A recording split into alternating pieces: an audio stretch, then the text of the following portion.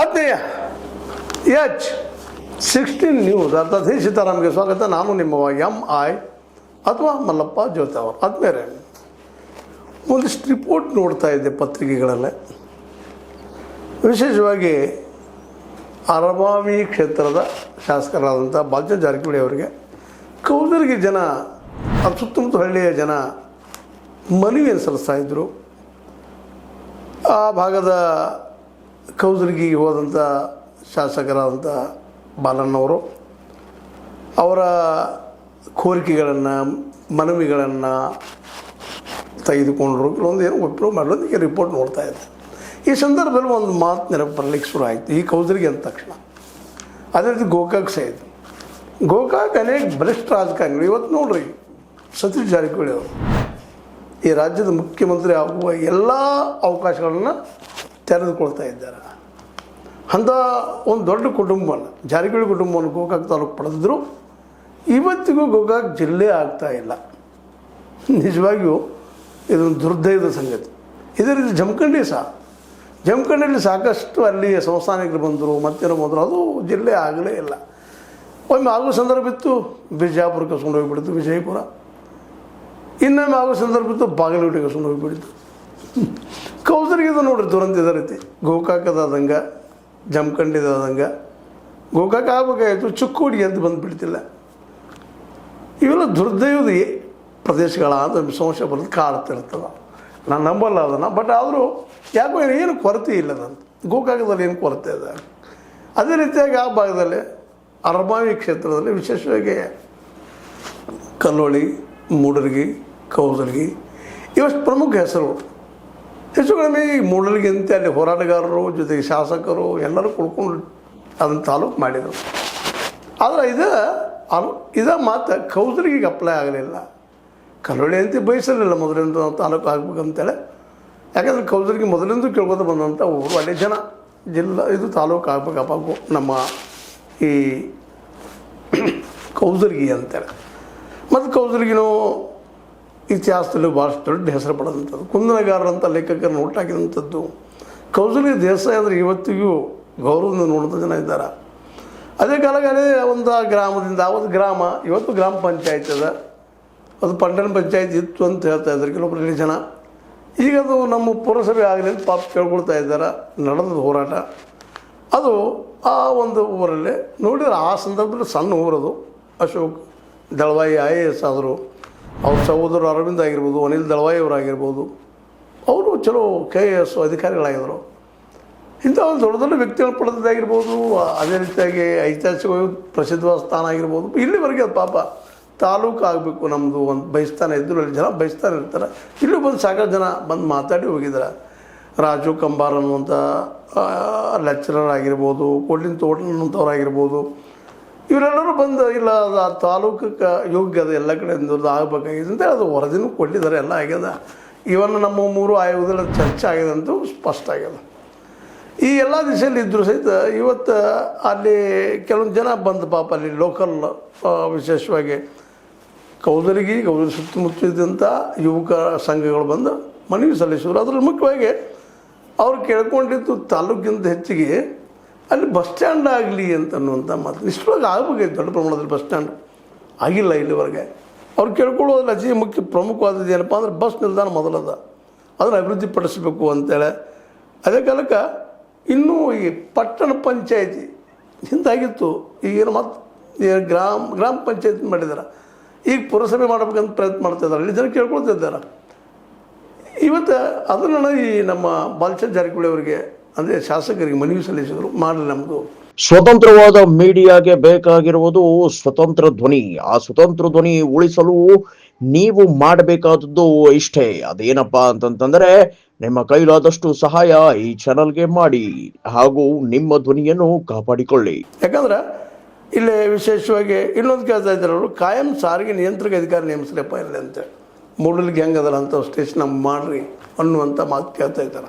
ಅದೆಲ್ಲ ಅಭಿವೃದ್ಧಿ ಸಂಕೇತಗಳು. ಇವೆಲ್ಲ ಆಯ್ತಪ್ಪ ಅಂತಂದರೆ ಸಹಜವಾಗಿ ಒಂದಕ್ಕೊಂದು ಡೆವಲಪ್ಮೆಂಟ್ ಆಗ್ತಾ ಹೋಗ್ತದೆ. ನಂತರ ನಮ್ಮ ತಾಲೂಕು ಆಗ್ಬೋದು ಅನ್ನೋ ಪಾಪ ದೂರದ ಆಸೆ. ಅದನ್ನು ಬೈಕೆ ಇಟ್ಟಿದ್ದಾರೆ ಅವ್ರ ಮುಂದೆ.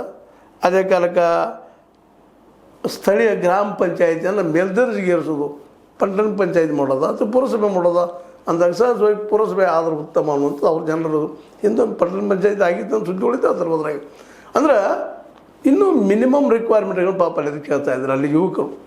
ಅದೇ ಕಾರಕ್ಕೆ ಇನ್ನೊಂದು ಏನಪ್ಪ ಅಂತಂದ್ರೆ ಸಮುದಾಯ ಆರೋಗ್ಯ ಕೇಂದ್ರ ಮಾಡಿರಿ ಅಂತೆ. ಪಟ್ಟಣ ದೊಡ್ಡದಾಗ್ತದೆ, ಸುತ್ತಮುತ್ತ ಹಳ್ಳಿ ಜನರು ಬರ್ತಾ ಇರ್ತಾರೆ ಅಲ್ಲಿಗೆ. ಅದಕ್ಕೊಂದು ದೊಡ್ಡ ಸಮುದಾಯ ಒಂದು ಏನಪ್ಪ ಅಂತಂದ್ರೆ ಆರೋಗ್ಯ ಕೇಂದ್ರ ಮಾಡಿರಿ. ಮತ್ತು ಪೂರ್ಣ ಪ್ರಮಾಣದ ವೈದ್ಯರನ್ನು ಕೂಡ ವೈದ್ಯರ ಸಹಿತ ಇಲ್ಲ ಅನ್ನೋದು ಇದನ್ನೆಲ್ಲ ನೋಡಿದಾಗ ಆಶ್ಚರ್ಯ ಅನ್ನಿಸ್ತದೆ. ಇನ್ನೂ ಎಷ್ಟು ಹಿಂದುಳಿದಪ್ಪ ಇದು ಕೌಸಲಿಗೆ ಅಂತೇಳಿ. ನಿಜವಾಗಿ ಶಾಪಗ್ರಸ್ತ ಏನಪ್ಪ ಇದು ಅಂತೇಳಿ. ಒಳ್ಳೊಳ್ಳೆ ಅಲ್ಲಿ ನೋಡ್ರಿ ಅರಬಾವಿ ಭಾಗದಲ್ಲಿ ವಿಶೇಷವಾಗಿ ಬಾಲಚಂದ್ರ ಜಾರಕಿಹೊಳಿ ಅವ್ರ ಬದ್ರಾಗೆ ಒಳ್ಳೆಯ ಅಭಿಪ್ರಾಯಗಳಿದ್ದಾವೆ. ಎಲ್ಲಪ್ಪ ಒಳ್ಳೆಯ ಸಹಕಾರ ಮನುಷ್ಯ ಇದ್ದಾರೆ, ಹೆಲ್ಪ್ ಮಾಡ್ತಾ ಇದ್ದಾರೆ, ಜಾತಿ ಕುಲ ಧರ್ಮ ನೋಡೋದಿಲ್ಲ ಅನ್ನೋಂಥ ಮಾತುಗಳನ್ನು ಮಾತಾಡ್ತಾ ಇರ್ತಾರೆ ಅಲ್ಲಿ ಜನ. ಅವ್ರು ಮಾತಾಡಿಸಿದಾಗ ಅವರು ಇದನ್ನು ಒಂದಿಷ್ಟು ಕೌಸಲಿಗೆಯನ್ನು ಯಾಕೆ ಇನ್ನೂ ಇಂಪ್ರೂವ್ ಮಾಡಿಲ್ಲ ಅಂತ. ಅವ್ರು ಈಗಾಗಲೇ ಎಷ್ಟು ವರ್ಷ ಆಯಿತು ಇದಕ್ಕಿಂತ ಕೌಸಲಿ ಅವರು ಇದ್ದರು, ಕೌಸಲಿಗೆ ಹೆಸರಿನ ಆ ಊರಿನ VS ಕೌಸಲಿ ಅಂತ. ಅವರಿದ್ದಾಗ ಡೆವಲಪ್ಮೆಂಟ್ ಆಗಲಿಲ್ಲ. ಏನೋ ಪಟ್ಟಣ ಪಂಚಾಯತ್ ಅವ್ರ ಸಮಯದಲ್ಲಾಗಿತ್ತು ಏನೋ ಗೊತ್ತಿಲ್ಲ. ಬಟ್ ಈ ಬಾಲಚಂದ್ರ ಜಾರಕಿಹೊಳಿ ಅವರು ಬಂದಾಗ ಇವೆಲ್ಲ ಮಾಡಬೇಕಾಯ್ತಲ್ಲ. ಬಂದು ಎಷ್ಟು ವರ್ಷ ಆಯಿತು, 2 ಸಲ ಆಯ್ಕೆ ಆಗಿ ಬರ್ತಾ ಇದ್ದಾರೆ. ಇವಷ್ಟು ಮಿನಿಮಮ್ ಬಸ್ ನಿಲ್ದಾಣ ಆಗಬೇಕಾಗಿತ್ತು, ಆಗಲಿಲ್ಲ. ಅದೇ ಕಾಲಕ್ಕೆ ಅಲ್ಲಿ ಏನಪ್ಪ ಆರೋಗ್ಯ ಭಾಳ ಮಹತ್ವದ ಊರು ದೊಡ್ಡದಂಗೆ ಸಮುದಾಯ ಆರೋಗ್ಯ ಕೇಂದ್ರಕ್ಕೆ ಪೂರ್ಣ ಪ್ರಮಾಣದ ವೈದ್ಯರಲ್ಲಿ ಬರಬೇಕಾಗಿದೆ.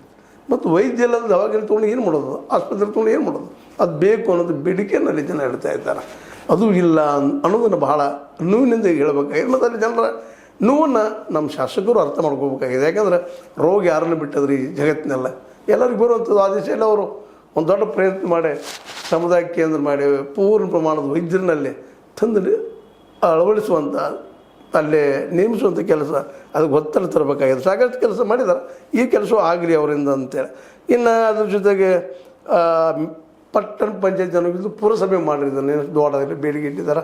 ಅದಕ್ಕಿಂತಲೂ ಮುಖ್ಯವಾಗಿ ಇಲ್ಲಿ ನಾವು ನೋಡ್ಬೇಕಾಗಿದ್ದೇನಪ್ಪ ಅಂದ್ರೆ ಪದವಿ ಕಾಲೇಜು ಮಂಜೂರು ಮಾಡೋದು ಬೇಕಾಗಿದ್ದಿಲ್ಲ. ಪದವಿ ಕಾಲೇಜು ಯಾಕೆ ಆಗಿಲ್ಲ ಇಲ್ಲಿವರೆಗೆ? 10 ವರ್ಷದ ಬೇಡಿಕೆ ಇಡ್ತಾ ಇದ್ದಾರೆ ಅಲ್ಲಿ ಜನ ಅಂತೇಳಿ.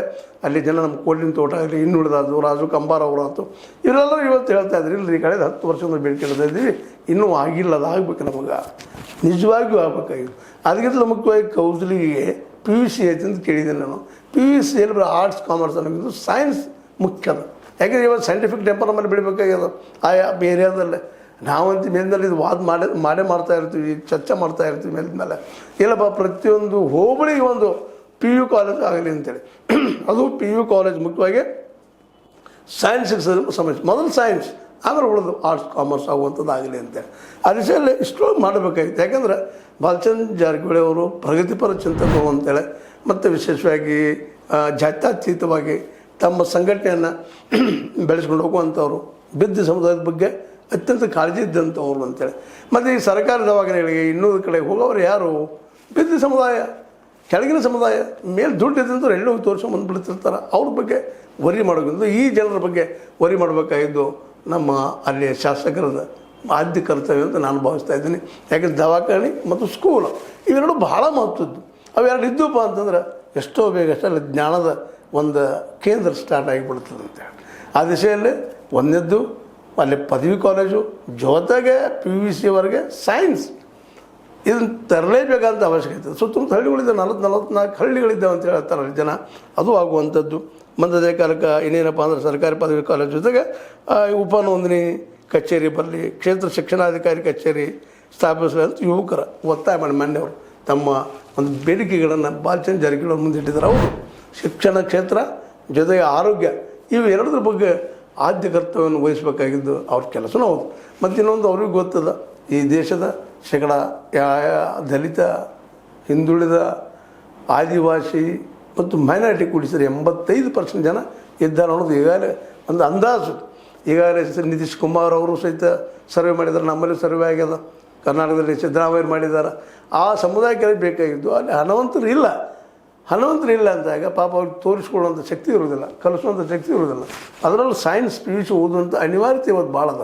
ಈ ಎಲ್ಲ ನೆಲೆಯಲ್ಲೇ ನಮ್ಮ ಬಾಲಚಂದ್ರ ಜಾರಕಿಹೊಳಿ ಅವರು ಇವೆಲ್ಲ ಕೆಲಸಗಳನ್ನ ಕೌಸಲಿಗೆ ಊರಿಗೆ ಅಥವಾ ಕೌಸಲಿಗೆ ಸುತ್ತಮುತ್ತ ಗ್ರಾಮದ ಜನಕ್ಕೆ ಹೆಲ್ಪ್ ಆಗುವಂಥ ಕೆಲಸ ಮಾಡಿದರೆ ನಿಶ್ಚಿತವಾಗಿಯೂ ಇಲ್ಲಿವರೆಗೆ ಅವರಿಗೆ ಇದ್ದಂಥ ಒಂದು ಹೆಸರದ ಇಲ್ಲಪ್ಪ ಕೊಳಗೈ ದಾಣಿದ್ದಾರೆ ಹೋದವ್ರಿಗಿಲ್ಲ ಅನ್ನೋದಿಲ್ಲ ಅನ್ನುವಂಥ ಮಾತನ್ನು ಅದು ಮತ್ತೊಮ್ಮೆ ಪ್ರೂವ್ ಮಾಡಿದಂಗೆ ಆಗ್ತದೆ.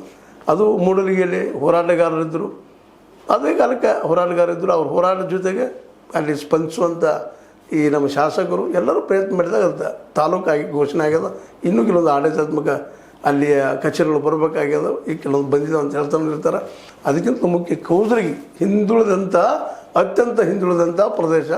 ಅಲ್ಲೇ ದವಾಖಾನೆ ಅಂದ್ರೆ ಆಸ್ಪತ್ರೆ, PUC ಸೈನ್ಸ್, ಅದರ ಜೊತೆಗೆ ಡಿಗ್ರಿ ಕಾಲೇಜ್ಗಳನ್ನು ತಂದರೆ ಸರ್ಕಾರದಿಂತಂತಪ್ಪ ಅಂದ್ರೆ ಮತ್ತು ಅಲ್ಲಿ ಶಿಕ್ಷಕರು ಬರೋಂಗೆ ಮಾಡ್ಕೋಬೇಕಾಗ್ಯದ.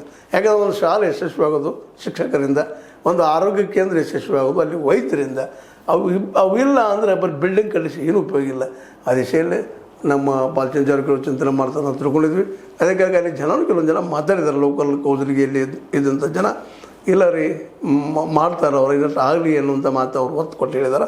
ಬಟ್ ಇದು ಡಿಲೇ ಆದಷ್ಟು ಪಾಪ ಅಲ್ಲಿ ಜನಕ್ಕೆ ತೊಂದರೆ ಆಗ್ತದೆ ಅನ್ನೋದನ್ನು ನಾವೇನು ಅವ್ರಿಗೆ ಬಿಡಿಸಿ ಹೇಳಬೇಕಾಗಿಲ್ಲ. ತಿಳುವಳಿಕಿದ್ದಂಥವ್ರು ಇದ್ದಾರೆ, ಅದನ್ನೆಲ್ಲ ಮಾಡ್ತಾರೆ ಅನ್ನೋದು ಭರವಸೆ. ಏನಂತೀರಿ ವೀಕ್ಷಕರು ನೀವು? ಬಾಲಚಂದ್ರ ಜಾರಕಿಹೊಳಿ ಮೇಲೆ ವಿಶ್ವಾಸ ಇಟ್ಟಿದ್ದೀರಿ ಅಂತ ತಿಳ್ಕೊಳ್ಳಿ, ಅವ್ರು ಮಾಡ್ತಾರೆ ಅನ್ನೋ ವಿಶ್ವಾಸ ನಮಗದ ಅಂತ ಹೇಳ್ತಾ, ಇದು ನೀವು ಲೈಕ್ ಆಗ್ಬೋದು. ಲೈಕ್ ಮಾಡಿ, ಶೇರ್ ಮಾಡಿ, ಕಾಮೆಂಟ್ ಮಾಡಿ, ಜೊತೆ ಸಬ್ಸ್ಕ್ರೈಬ್ ಮಾಡಿ. H16 ನ್ಯೂಸ್ ಅಂತ ತಿಳಿಸಿದ ಸತ್ಯದ ಕೈಗಳಲ್ಲಿ ವಂದನೆಗಳು. ಆತ್ಮೀಯ ಸಾರ್ವಜನಿಕರಲ್ಲಿ H16 ಅರ್ಥಾತ್ ಸೀತಾರಾಮದಿಂದ ಒಂದು ಮನವಿ. ಈ ಸಂಸ್ಥೆ ಭ್ರಷ್ಟಾಚಾರ, ಅನ್ಯಾಯ, ಅತ್ಯಾಚಾರಗಳಿಂದ ನೊಂದವರ ವೇದಿಕೆ. ಅನ್ಯಾಯಕೋರರ, ಭೂಗಳ್ಳರ, ನಶಾ ಸಾರಾಯಿ ಮಾಫಿಯಾಗಳ ವಿರುದ್ಧದ ಧ್ವನಿ. ರೈತರ, ಕೂಲಿಕಾರ, ಕಾರ್ಮಿಕರ, ಬಿದ್ದ ಸಮುದಾಯ ಜನರ ಧ್ವನಿ. ಬೆಂಬಲವಾಗಿ ನಿಂತು ತನುಮನ ಧನದ ಸಹಾಯಕ್ಕೆ ಸಾರ್ವಜನಿಕರಲ್ಲಿ ಕೋರಿಕೆ. ದಾನದ ಸಹಾಯ ನೀಡಿ ಸ್ವಾತಂತ್ರ್ಯ ಪತ್ರಿಕೋದ್ಯಮ ಉಳಿಸಿ ಬೆಳೆಸಿ. ವಂದನೆಗಳು. ತಮ್ಮನ್ನೇ ನಂಬಿರುವ ಮಲ್ಲಪ್ಪ ಇ ಜೋತಾವರ್. ಈ ಕೆಳಗಿನ QR ಸ್ಕ್ಯಾನ್ ಮಾಡಿ ಅಥವಾ ಈ ನಂಬರ್ ಅಂದರೆ 7411402405ಗೆ ಇಲ್ಲ 9686864852ಗೆ ನೀವು ಫೋನ್ಪೇ ಮಾಡಿ, ಪೇಟಿಎಮ್ ಮಾಡಿ ಅಥವಾ ಇನ್ನಾವುದೇ ಮಾಧ್ಯಮದಿಂದ ಗೂಗಲ್ ಮೂಲಕ ಸಹಾಯ ಮಾಡಿ ಈ ಪ್ರಾಮಾಣಿಕ ಪತ್ರಿಕೋದ್ಯಮವನ್ನು ಉಳಿಸಿ ಅಂತ ಮತ್ತೊಮ್ಮೆ ಮನವಿ. ವಂದನೆಗಳು.